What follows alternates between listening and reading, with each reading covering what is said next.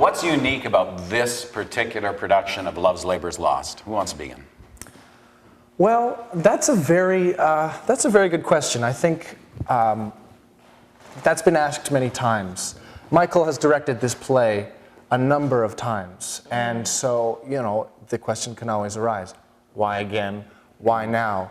And I really feel like I think it's very important, Michael coming from a certain school of theater that is somewhat long gone, and it's sort of the old guard meeting the new generation of actors. And I really feel that it's important for us to have this experience and to tell this story with Michael and from Michael's mind, because it could possibly be one of the last times we really get to see what he can really put on the stage. And so for me, that's why this experience is extremely unique. It's a chance to tell this story with this man and really get to... Yeah, and the theater is one of those areas that uniquely is about passing the baton. Definitely. It's about working with and watching another actor and gaining something from him. Nicholas Pennell, who was here, I think, would trace back from one actor to the other, and I think there were just 6 degrees of separation between Nicky and Shakespeare. Yeah. And so what you learn from that generation ahead of you, and and in the case of Michael, we're talking about 3 generations ahead of you. It's phenomenal. Yeah. Stacie, anything you wanted to add to that? Or? I think there's also an amazing design aspect that's coming into this show. The costumes are beautiful, beautiful, beautiful. And the entire world that's being created. I mean, I'm part of the more of the rustic end of the cast, and just being able to play around on a stage that's covered in carpet and it feels lush and green, and in my bare feet, and I'll be covered in mud. I think I'm gonna have straw in my hair. I don't know. And they're putting the Tanya Mazejevich balcony, which is missing from the festival theater this year. They're putting that into the Tom Patterson, which I think is going to be that's right. So if you want to see that, you know where to go. And now, what about the period that the play's set in? It's set in the Van Dyke. The Van Dyke period, I think, is what we're calling it, the painting, the painter Van Dyke. It's about the mid to late 1600s. Yeah, and it's the women have very lush costuming, and the hair that kind of looks like Cocker Spaniel ears, you know, the ones. Sounds lovely. It's very romantic, despite how that sounds. Wow, right. I should really read up on that. Cocker Spaniels. No. Very good. No, it's in a the park, best after possible all. way. The best possible way. Okay. There's a question here about your hopes and aspirations for both of you. Wow. I didn't see that. World peace? You know what? Let's come back to that, and I'll give you a second to think about it. We'll come back to the whole thing. That's fair. Now, there's a question about, are you trained on all 4 stages, and does each differ from the other for you?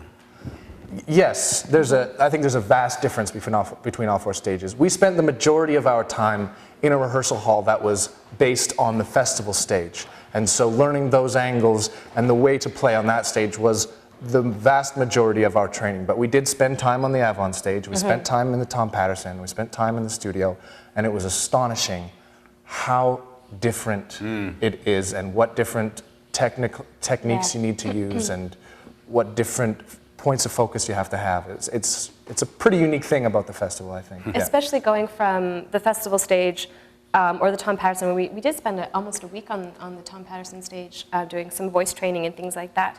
But then going to the Avon and having it be a proscenium, and then all of a sudden your brain has to switch back from being in a thrust position or thrust stage positioning to a proscenium, and it's like.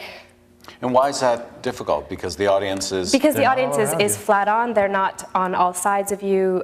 You don't have to play the diagonals as much as you do on the festival stage or the Tom Patterson or the studio, for that matter. It's a completely different totally world. Different. When there's people behind you, it requires a whole other sense of awareness. But when they're all just in front of you, it doesn't make it easier. It has its own set of challenges. Yeah. All right, this isn't really a question, guys, but the comment is, the comedy of arrows clip was great. I'll feel much safer in the audience. Thank you. Will they feel safer in the audience? I don't know. All right. Does the festival have programs to train technical students as well as actors? And yes, we do have programs. There's apprenticeships that are there in many different positions. We also have programs during the course of the year where we work with cutters and sewers and throughout the different areas. So between the combination of apprenticeships and also times when we take our current staff or new people and train them, there's an extensive series of programs also in the technical area. So please, if you want to send us a resume, send it off to the Stratford Shakespeare Festival. What messages do you take away from this play? Well, there's a lot of talk about the end of this play. I don't know if a lot of the viewers are familiar with it, but the play is about love. And young love. This young love. It's a story about young love. And at the end of the play, the theme of death comes into the story. And the end of the play is almost like a new play in itself. And what that teaches me is it's actually a play about the circle of life. My character Berowne, when the men decide to swear off women, my character puts up a bit of a fight about it because he says, his argument is that how can we swear off women when they are the gateway to life? And he has a slew of words to describe it. I think he talks too much. Worth. But that it's a lot about the cycle of life and a lot about unions and departures at the end, because there is not to give away the ending, but there is a great departure at the end, but about death and then rebirth, and that's a big message for me in this play. It is a beautiful play. It really is. It's something that shouldn't be missed, honestly. So now I want to come back to the hopes and the aspirations for you both. Why don't you start, Ian, and then we'll let Stacie have the final word. I hope that people come and love the play. No, right now I'm really enjoying being here and learning, because there is a great wealth of experienced actors for me to just watch and soak in from. And so my hopes and aspirations are that that can continue, and that I can continue to soak up knowledge and enjoy doing what I love doing, which I feel blessed to have the opportunity to do. So. And here's the exciting part of doing the webcast. You get the general director asking you, what parts do you hope to play one day? That's always a tough one.